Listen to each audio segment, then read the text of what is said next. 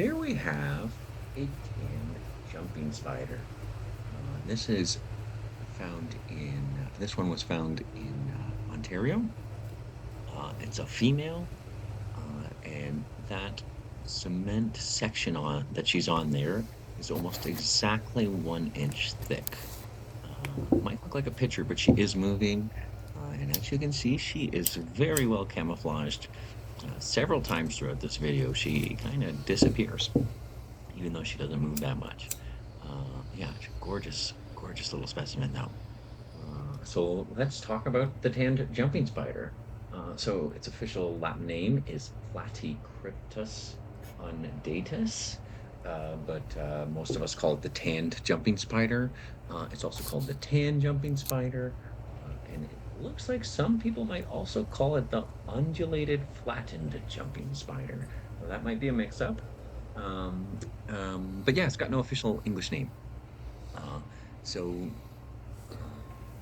yeah, not a super well researched little guy.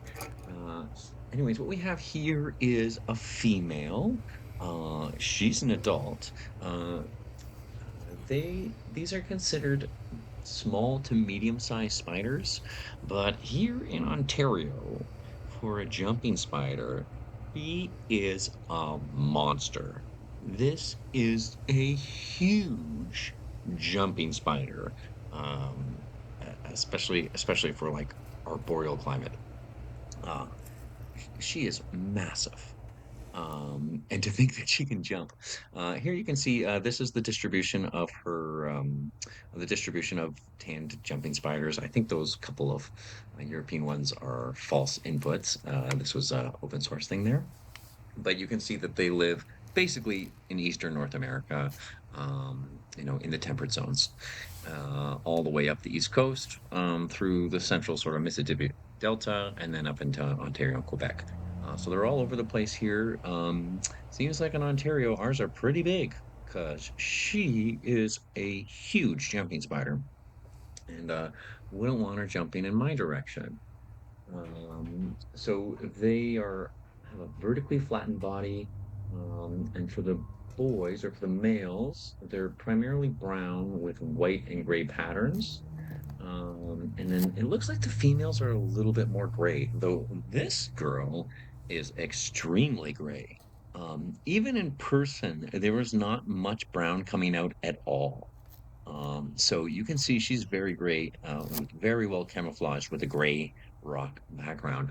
So it does look like the females are a little bit more gray and the males are a little bit more browny orange, but they both have that same striped pattern on their back and the same sort of stripy pattern on their legs. And of course, like with pretty much all spiders, the female's much bigger than the male. And this female, I think they're like 1.5, like they're significantly bigger. Oh yeah, look at her. Isn't she gorgeous? Uh, so these are jumping spiders, so they don't really make webs in the sense that we normally think of uh, for spiders. They will use silk to make themselves like a little nest for wintertime, and I think they use it also for their eggs, though I'm not actually sure about that. Um, and Yeah, that's all I'm aware of that they use their webs for. Though they might use it for a little bit of stabilizing stuff.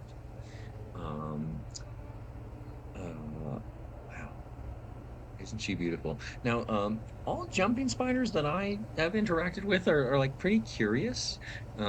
They definitely they definitely look at you, they definitely track you around the room, and they're not particularly mean, right? Like a lot of spiders, they like put their hands in their up and they behave aggressively.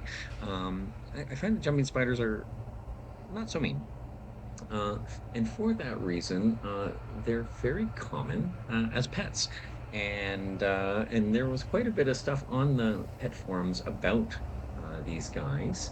But they are quite diverse eaters. They've even been seen eating dead earthworms.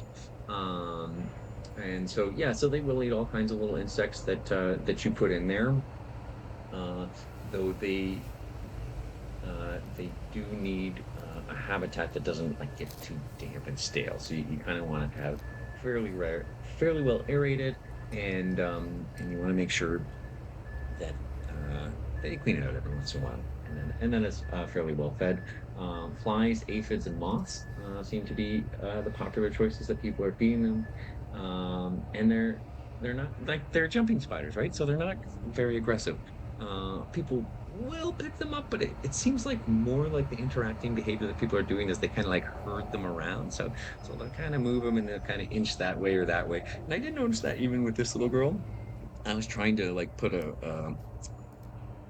screw up against next to her so you could see some perspective on her size, but she was tracking me every movement I made. Around this time in the video, I actually leave. Uh, I leave the room, so you'll see her acting a little bit more casually now. Um, they do get preyed upon by a lot of stuff, right? Obviously, birds and all the like, but also there have been sightings of them getting caught and preyed upon in other spiders' webs. So it's not easy being being one of these. Um, and then they don't really bite people. Their bite isn't harmful.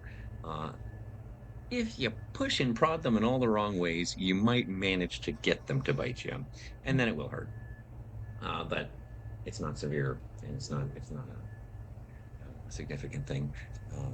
Look how cute she is, eh? Look at those furry little fronts. Wow, isn't she a pretty girl? And she's just huge. You can see she's just massive for a spider who can like jump a huge distance. So they can live up to 3 years. Um, and yeah, of course, they got great eyesight. So that's the tan jumping spider. Thanks for checking it out. Like and subscribe. See you later.